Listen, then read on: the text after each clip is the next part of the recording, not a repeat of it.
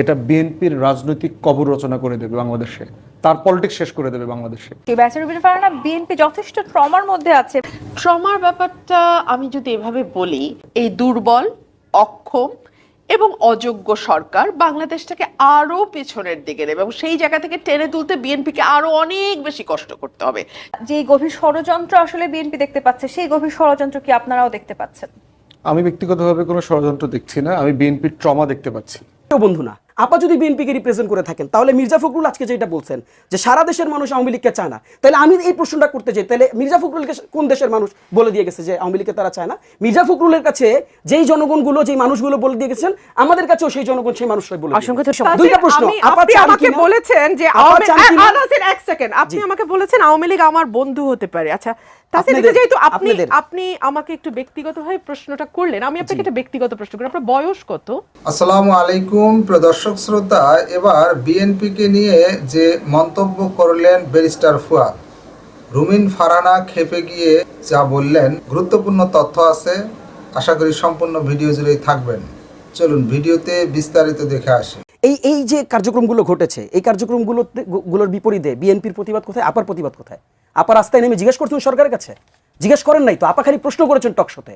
অথচ আমি আপনাকে একটু স্মরণ করাই দিই, এই যে আওয়ামী লীগ নিষিদ্ধের যে আন্দোলন, আপনি একটু স্মরণ করেন তো এই আন্দোলনটা কোনটাকে বেস করে শুরু হয়েছে?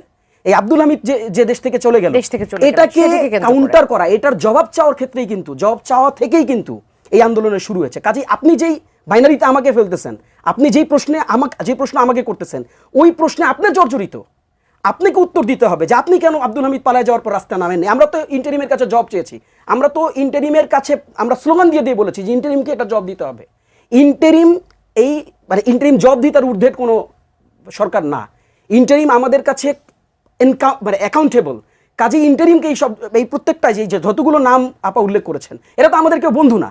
আপাদের বন্ধু হইতে পারে, আমি জানি না, তা আমাদের তো কেউ বন্ধু না। আপা যদি বিএনপিকে রিপ্রেজেন্ট করে থাকেন তাহলে মির্জা ফখরুল আজকে যেটা বলছেন যে সারা দেশের মানুষ আওয়ামী লীগকে চায় না, তাহলে আমি এই প্রশ্নটা করতে চাই, তাহলে মির্জা ফখরুলকে কোন দেশের মানুষ বলে দিয়ে গেছে যে আওয়ামী লীগকে তারা চায় না? মির্জা ফখরুলের কাছে যেই জনগণগুলো, যেই মানুষগুলো বলে দিয়ে গেছেন, আমাদের কাছেও সেই জনগণ, সেই মানুষরাই বলে।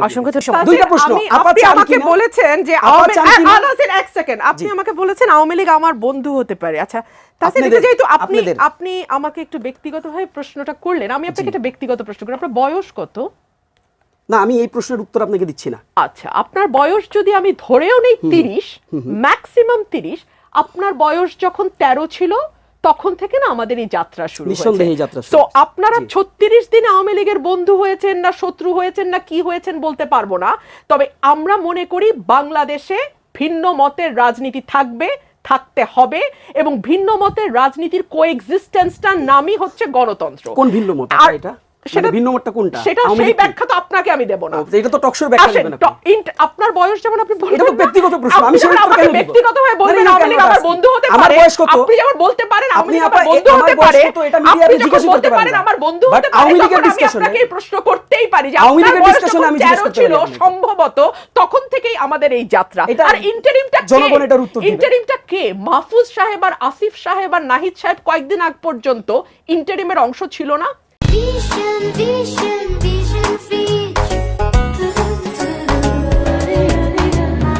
ইন্টারিমটা কে যে নাহিদ বের হওয়ার সাথে সাথে মাথায় হাত বুলিয়ে বলে তুমি বাংলাদেশের পরবর্তী প্রধানমন্ত্রী?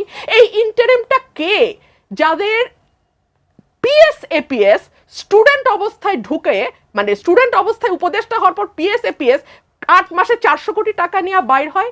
এই ইন্টারিমটা কারা? ইন্টারিমটা আসলে কাদের নিয়ে হয় যে ইন্টারিমের প্রধান আমাদের এনসিপির নেতাদের পিছনে হাত দিয়ে বলে, বিদেশি গণমাধ্যমকে সাক্ষাৎকার দিয়ে, যে তোমরা যদি দেশের ভার না নাও তাহলে তো এই জুলাই স্পিরিটটা পানিতেই ডুবে যাবে। এই ইন্টারিমটা আসলে কারা ভাই? এই ইন্টারিমটা আসলে কারা? আমি সেটা জানি না, বুঝতে পারছি না ইন্টারিমটা কারা।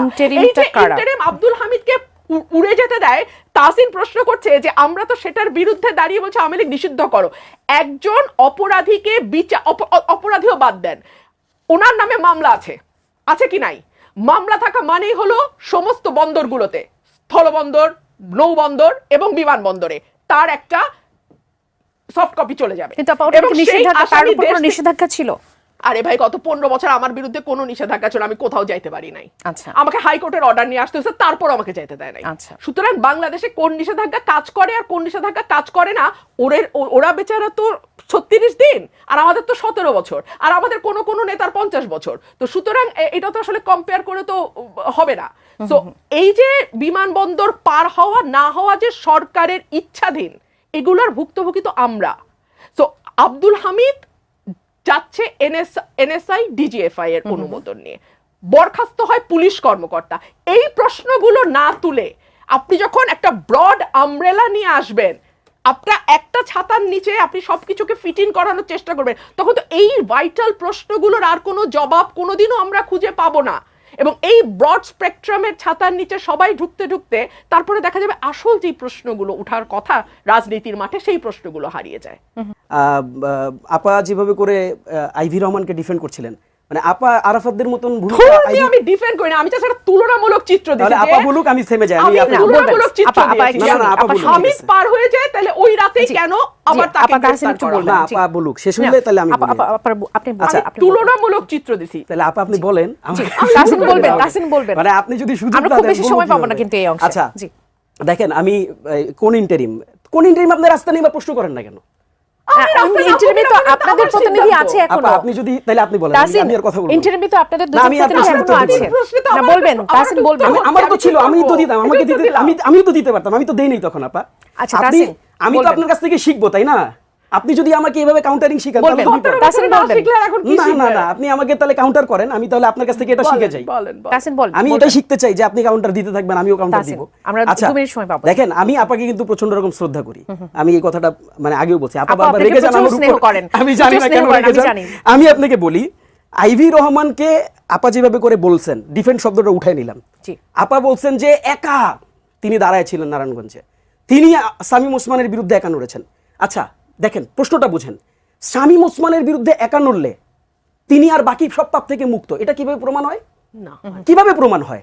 আপনি যেই ওয়েতে আপনি এই টকশোটা আবার শুনবেন, কেটে ছাড়বেন, পাবলিক এটার উপর ডিসিশন দিবে।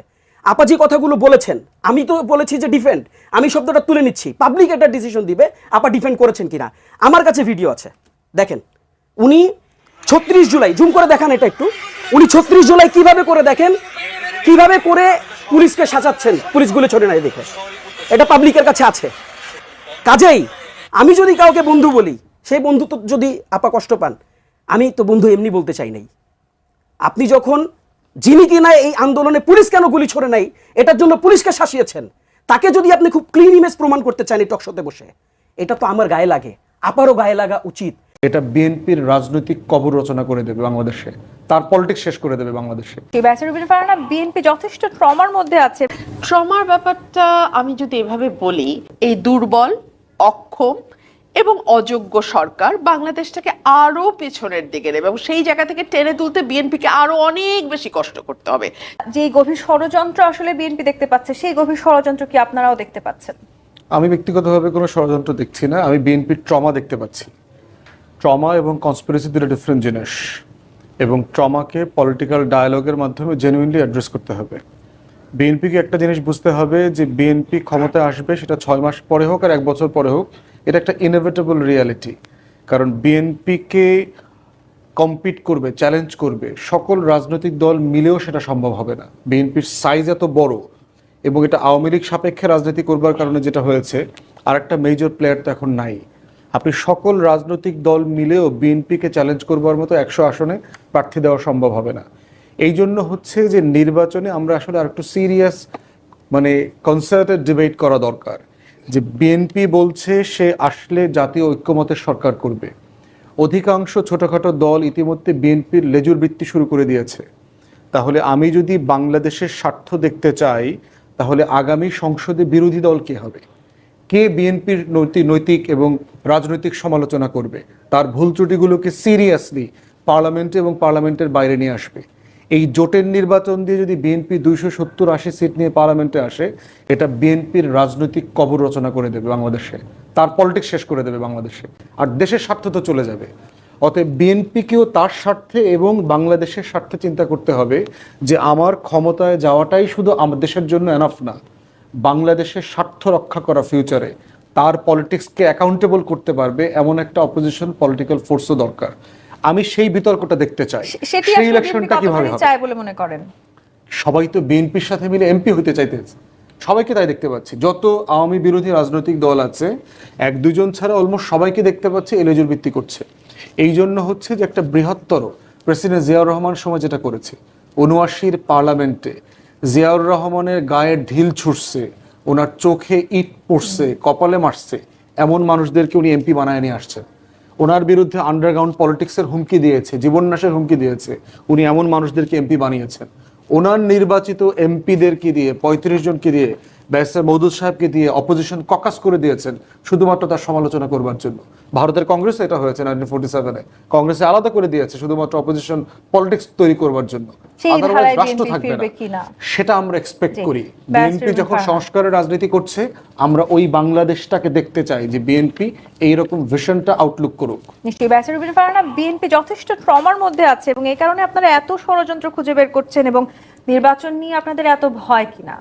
আমি দুটো প্রশ্ন এখানে অ্যাড্রেস করব। বিএনপি ট্রমার মধ্যে আছে, একটা হলো একটা অ্যাকাউন্টেবল ফোর্সফুল অপোজিশন যতদিন তৈরি না হয় ততদিন জন্য কি ইলেকশনটা আমরা আপাতত স্থগিত রাখবো কিনা, দুটো বিষয়। ট্রমার ব্যাপারটা আমি যদি এভাবে বলি যে বাংলাদেশে গত ৯ মাসে আইন শৃঙ্খলা পরিস্থিতি বলেন, কূটনৈতিক দিক থেকে বলেন, আপনি অর্থনীতির দিক থেকে বলেন, কোনো দিক থেকে কোনো সিগনিফিক্যান্ট পজিটিভ চেঞ্জ কি আপনার চোখে পড়েছে? নাকি আপনি দেখেছেন হঠাৎ করে বাড়িতে ঢুকে, ফর এক্সাম্পল গতকালকেই ধানমন্ডির একটা বাড়িতে গিয়ে হাক্কানি পাবলিশার্স সম্ভবত কয়েকটা ছেলে পুলিশকে ইনস্ট্রাকশন দিচ্ছে যে না ওকে গ্রেফতার করতে হবে, ওনাকে গ্রেফতার করতে। পুলিশ বলছে মামলা তো নাই, কিভাবে গ্রেফতার করব? বললো না করতে হবে। তারপরে পুলিশ এক পর্যায়ে পুলিশের উপরে চড়াও হলো, পুলিশ তাদেরকে বললো অ্যারেস্টও না, তাদেরকে পুলিশ হেফাজতে নিল আর কি, এবং পরে হান্নান মাসুদ গিয়ে তাদেরকে ছুটিয়ে নিয়ে আসলো। তো আমি জাস্ট একটা ঘটনা বললাম বাংলাদেশের আইন শৃঙ্খলা পরিস্থিতি। আজকে পুরো ঢাকা ডেডলক হয়ে আছে। আমি মানে যেটা হাফ এন আওয়ারের রাস্তা সেটা 4 ঘন্টা। আমি জাস্ট আপনাকে এটুকুই বলছি, একটু ধৈর্য ধরে শোনেন। এই যে বাংলাদেশটাকে এই জায়গায় নিয়ে গেল না ৯ মাসে, এর পরে যে ক্ষমতায় আসবে তাকে কিন্তু এই জায়গাটা থেকেই আবার রিকভার করা স্টার্ট করতে হবে। সো যত সময় যাবে এই দুর্বল, অক্ষম এবং অযোগ্য সরকার বাংলাদেশটাকে আরো পেছনের দিকে নেবে এবং সেই জায়গা থেকে টেনে তুলতে বিএনপিকে আরো অনেক বেশি কষ্ট করতে হবে। সেই কারণে এটা হচ্ছে বিএনপির একটা ভয়, একটা ট্রমা। আর 2 হচ্ছে যতদিন পর্যন্ত বিএনপির কাছাকাছি আরেকটা দল তৈরি না হবে ততদিন পর্যন্ত কি বাংলাদেশের জাতীয় নির্বাচনটাকে আমরা আটকায় রাখবো? মানে অর্থাৎ এনসিপির 20 জন সমর্থক বা কর্মী লাইনে দাঁড়ানো থেকে যতদিন পর্যন্ত সেটা 20,000-এ না যাবে ততদিন পর্যন্ত কি আমরা ওয়েট করব? নির্বাচন থাকবে আটকে ততদিন পর্যন্ত তাহলে অপেক্ষা করবে? না না, এটা আমার পয়েন্ট। আমার লার্নার ফ্রেন্ড উত্তর দেখ। সমস্যা হচ্ছে যে আমি এইটা বলি না ইলেকশন পোস্টপোন করা, আমরা বলছি যে নতুন একটা ক্রেডিবল ইলেকশনের কনটেক্সট নিয়ে সিরিয়াস আলোচনা হওয়া দরকার। বিএনপি ক্ষমতায় আসতেছে, ইটস এ ফ্যাক্ট। বিএনপি কি বলেছে তারা আলোচনা চায় না? হ্যাঁ, না না সেটা বলছে না। আমি বলছি যে আমি আলোচনা দেখতে চাই যে ডিসেম্বর জুনের বিয়ন্ডে আলোচনাটা হওয়া দরকার। বিএনপির অপোজিশন পলিটিক্যাল ফোর্সটা কোথায় হবে সেই কনস্ট্রাকটিভ ডিসকাশন দেখতে চাই। বাট ইলেকশন ডিলে করা না, ওটা মানে ইলেকশন ডিলে না, ওটা আমার কনসার্ন আর কি। ঠিক, ব্যারিস্টার রুবিন ফারহানা। না, অফকোর্স আই ডু এগ্রি।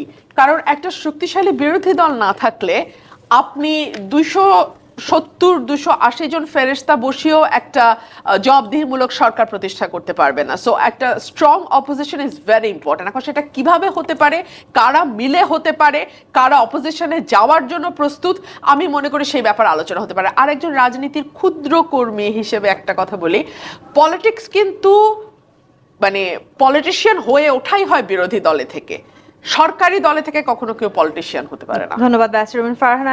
দর্শক শ্রোতা, এই বিষয়ে আপনার মতামত থাকলে লিখতে পারেন কমেন্ট বক্সে আপনার মতামত। ব্যারিস্টার ফুয়াদ এবং রুমিন ফারহানার কথার মধ্যে আপনাকে যুক্তিপূর্ণ মনে হয়েছে কোন কথাটি, তাও লিখতে পারেন কমেন্ট বক্সে।